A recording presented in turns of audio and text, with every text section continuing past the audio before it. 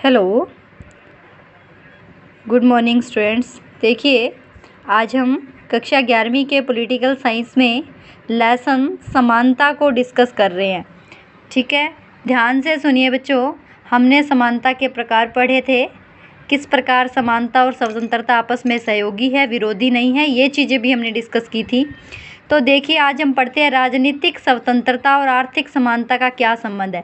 सबसे पहले राजनीतिक स्वतंत्रता क्या होती है, पिछली वीडियो में मैंने आपको बताया था कि प्रत्येक नागरिक को राजनीतिक कार्यों में भाग लेने की स्वतंत्रता, वोट देने की स्वतंत्रता, यानी कि देश के अंदर एक स्वतंत्रता जो नागरिकों को दी जाती है जिसमें वो राजनीतिक कार्यों में भाग ले, वो राजनीतिक स्वतंत्रता है।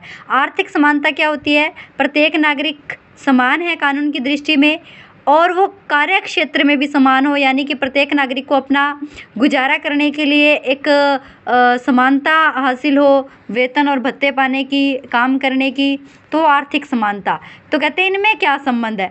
आर्थिक समानता के अभाव में, यानी कि कमी में, राजनीतिक स्वतंत्रता एक धोखा मात्र है। तो ये तो आप समझ ही गए होंगे कि जहाँ पे समानता ही नहीं है काम के क्षेत्र में, गरीब और अमीर में बहुत ज़्यादा फर्क होगा, तो फिर उन दोनों को ही मान लो वोट का अधिकार है, चाहे वो गरीब है अमीर है, परंतु गरीब आदमी के लिए उस वोट का कोई मूल्य नहीं होगा। क्यों नहीं होगा? क्योंकि वो क्या करेगा, उसे सबसे पहले अपने पेट भरना है, यानी कि उसे काम चाहिए। वोट की तो वैल्यू बाद में होएगी जब उसके पास काम होएगा। तो उसी प्रकार स्वतंत्रता और समानता प्रजातंत्र के दो स्तंभ है। नागरिक स्वतंत्र होगा, समानता बरती जाएगी, तभी उसको स्वतंत्रता मिलेगी। इन दोनों में गहरा संबंध है। इसी प्रकार देखिए, कहते हैं कि लास्की ने कहा है कि आर्थिक समानता के अभाव में राजनीतिक स्वतंत्रता एक धोखा है। यानी कि अगर कोई देश ये कहता है कि हम आर्थिक समानता नहीं करते और राजनीतिक अधिकार दिया हुआ है, तो वो एक धोखा है, सिर्फ कहने की बात है। तो देखिए, राजनीतिक स्वतंत्रता का अभिप्राय उस स्वतंत्रता से जिसके द्वारा नागरिक देश के शासन में भाग लेता है, क्रियाशील रहता है। और आर्थिक समानता का सही अर्थ है कि समाज में आर्थिक समानता कम से कम होनी चाहिए, असमानता और प्रत्येक व्यक्ति को अपनी मौलिक आवश्यकताओं की पूर्ति करने के लिए काम होना चाहिए, उसको उतना वेतन मिलना चाहिए। ठीक है, तो देखिए, इस कथन की स्पष्टता है कि आर्थिक समानता के बिना राजनीतिक स्वतंत्रता ढोंग है। कैसे है, देखो नीचे हम इसको क्लियर कर देते हैं।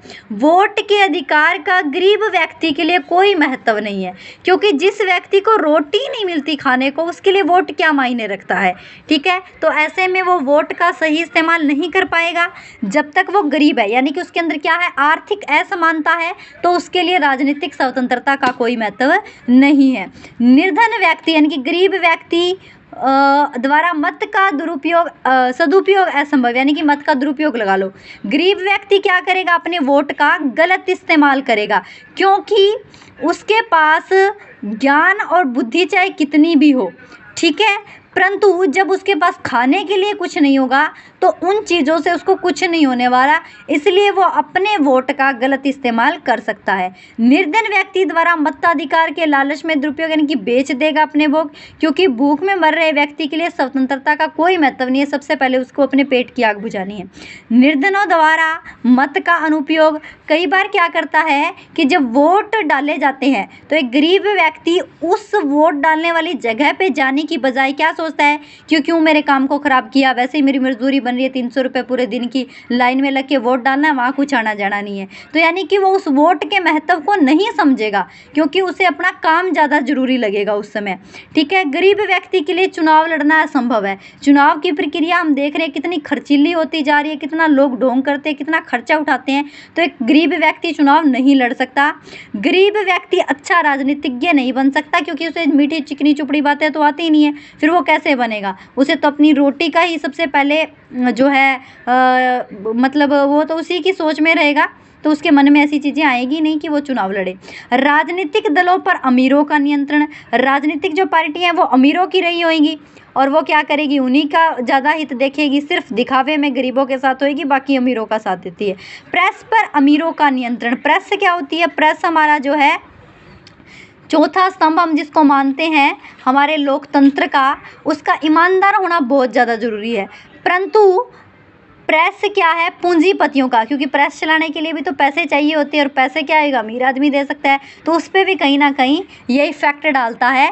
अंत में हम इस निष्कर्ष पे पहुंचे हैं कि आर्थिक असमानता यानी कि गरीबी की दशा में राजनीतिक स्वतंत्रता देना सिर्फ एक धोखा है और सच्चाई यही है कि आर्थिक असमानता जहाँ होगी वहाँ राजनीतिक समानता या राजनीतिक स्वतंत्रता का कोई महत्व नहीं है। जब तक गरीबी दूर नहीं होएगी, न्यूनतम आवश्यकताओं की पूर्ति नहीं होएगी, लोगों के जीवन स्तर में थोड़ा बदलाव नहीं होएगा, जब तक गरीब आदमी की रोजी रोटी का साधन पूरा नहीं होगा, तब तक उसके लिए राजनीतिक स्वतंत्रता के कोई मायने नहीं है। अंडरस्टैंड? इतना आपको समझ आ गया और बाकी जो चीज़ें हैं वो बहुत ही बेसिक सी हैं, वो छोटे क्वेश्चंस में आपको समझ आ जाएगी।